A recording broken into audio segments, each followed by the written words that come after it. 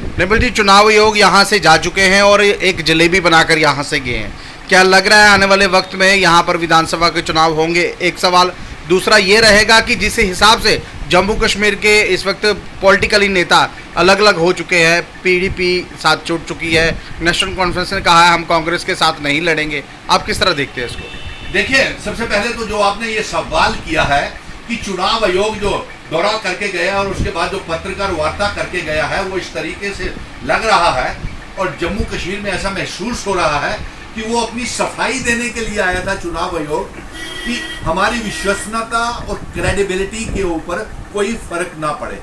और उन्होंने जो पत्रकार वार्ता में जब ये कहा, और 2 साल पहले हम उसको ये मिल के आए थे तमाम पॉलिटिकल नेता जम्मू कश्मीर के, मैं, डॉक्टर फारूक अब्दुल्ला और भी बहुत से नेता थे, फुल बेंच से हम मिलकर के आए थे और उनसे कहा था कि जम्मू कश्मीर में जल्द से जल्द असेंबली के चुनाव करवाए जाए। जम्मू कश्मीर की आवाम जो है वो बेहद परेशान है। लेकिन न जाने भारतीय जनता पार्टी का चुनाव आयोग के साथ, इलेक्शन कमीशन के साथ क्या गठबंधन था कि 2 सालों तक अभी भी चुनावों का भ्रम फैला हुआ है, कंफ्यूजन है। और ऐसा महसूस हुआ पत्रकार वार्ता के बाद पत्रकार मित्रों कि जिस तरीके से चुनाव आयोग, इलेक्शन कमीशन ऑफ इंडिया अपनी सफाई पेश करने आया हो कि हम बिल्कुल तैयार हैं, और उसने फिर ये तस्लीम किया कि तमाम पॉलिटिकल पार्टीज चुनाव चाहती हैं। अगर चुनाव चाहती है तो तारीखों का ऐलान क्यों नहीं किया? फिर दूसरा, चुनाव आयोग ने यह कहा किसी भी ताकत को डिरेल या डिसरप्ट प्रोसेस को नहीं किया जाएगा और प्रशासन भी तैयार है और दिल्ली में जाकर के हम सुरक्षा का जायजा लेंगे। अरे भाई, कितनी बार आप सुरक्षा का जायजा लेंगे? उससे पहले आपने बहाना बनाया इलेक्टोरल रोल्स की रिवीजन का, फिर वर्चुअल मीटिंग की, तमाम 20 डीसी के साथ खुद भी दौरा कर लिए, साइकिल चलाकर भी आपने डल लेक के ऊपर दिखा दिया। अभी भी आप जायजा दिल्ली में लेंगे। और भारतीय जनता पार्टी चुनाव के हार की वजह से पत्रकार मित्रों कभी इजाजत नहीं देगी जम्मू कश्मीर में चुनाव करवाने की, और ना ही सुरक्षा की वो जो है इजाजत देगी। अब आपने पत्रकार मित्रों ये दूसरा सवाल खड़ा कर दिया कि नेशनल कॉन्फ्रेंस का जो गठबंधन है वो कांग्रेस के साथ असेंबली के चुनावों में खत्म हो गया।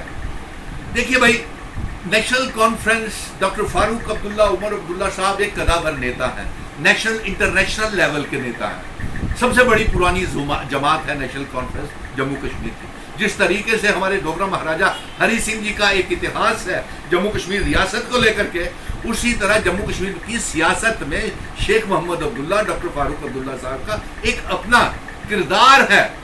तो इसलिए वो किसके साथ चुनाव लड़ते हैं, नेशनल कॉन्फ्रेंस किसके साथ, चाहे वो पीडीपी के साथ इनकार करे चुनाव लड़ने से, चाहे कांग्रेस के साथ इनकार करे चुनाव लड़ने से, वो ये उनकी मर्जी है।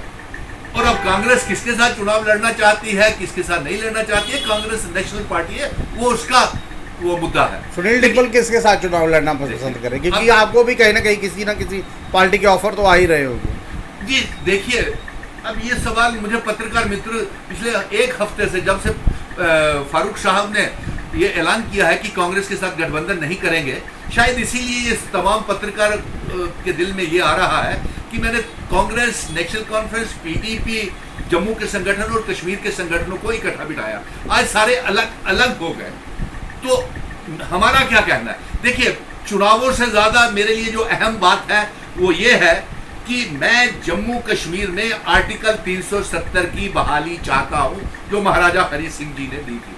100 सालों तक आर्टिकल 370 की जंग लड़ेंगे, डोगरा रियासत के इतिहास को बचाने की जंग लड़ेंगे। और इसके साथ यही नहीं, हम अपना दरबार मूल, अपनी आइडेंटिटी, कल्चर, डेमोग्राफी, इतिहास और जिन शर्तों के ऊपर हमारे बुजुर्ग महाराजा हरि सिंह जी इस डोगरा रियासत का इल्हाक, जो एक मुल्क होता था, जो एक प्राइम मिनिस्टर यहाँ पे हमारे कई डोगरा रहे, प्रेसिडेंट सदर रियासत रहे डॉक्टर करण सिंह जी, और कुछ शर्तों के ऊपर असेशन भारत के साथ हुआ था, वो वाली असेशन की शर्तों वाली रियासत मैं चाहता हूँ। मेरे चुनाव लड़ने से ज्यादा अहम है। हाँ, ये सवाल जो आप मुझसे पूछ रहे हैं कि मैं किस पार्टी की तरफ से चुनाव लड़ूंगा या किसके मैंडेट के ऊपर कहां से चुनाव लड़ूंगा, तो मैं इसके लिए ये पहले सवाल ये पॉलिटिकल पार्टी से पूछना चाहता हूँ, कांग्रेस से भी पूछना चाहता हूँ, नेशनल कॉन्फ्रेंस से भी पूछना चाहता हूँ, पीडीपी अपनी पार्टी, आजाद, सभी से पूछता हूँ, क्या आप यूनियन टेरिटरी के तहत चुनाव लड़ने के लिए तैयार हैं? बताइए। क्या आप वहां पे जहां पे आप 15 अगस्त 26 जनवरी को आप चीफ सेक्रेटरी और एलजी साहब को आपको सलामी देनी पड़ेगी, मुख्यमंत्री को, मिनिस्टर्स को, एमएलएस को, हमारी असेंबली कमजोर हो गई, क्या आप इसके तहत चुनाव लड़ने के लिए तैयार हैं? मेरी तो ये जंग रहेगी। और जो सड़कों से लेकर के सुप्रीम कोर्ट तक, हाँ मैं शुक्रगुजार हूं कि सिर्फ नेशनल कॉन्फ्रेंस ही मेरे साथ, सड़कों से लेकर सुप्रीम कोर्ट तक 370 रियासत के दर्जे को लेकर के और जम्मू कश्मीर में असेंबली के चुनाव को लेकर के डॉक्टर फारूक अब्दुल्ला ही साथ थे। ना तो वहां पे आजाद नजर आया, ना बुखारी साहब नजर आए, ना महबूबा नजर आई। कोई पॉलिटिकल पार्टी ने वहां पे रिट पिटीशन दायर ही नहीं की हुई थी।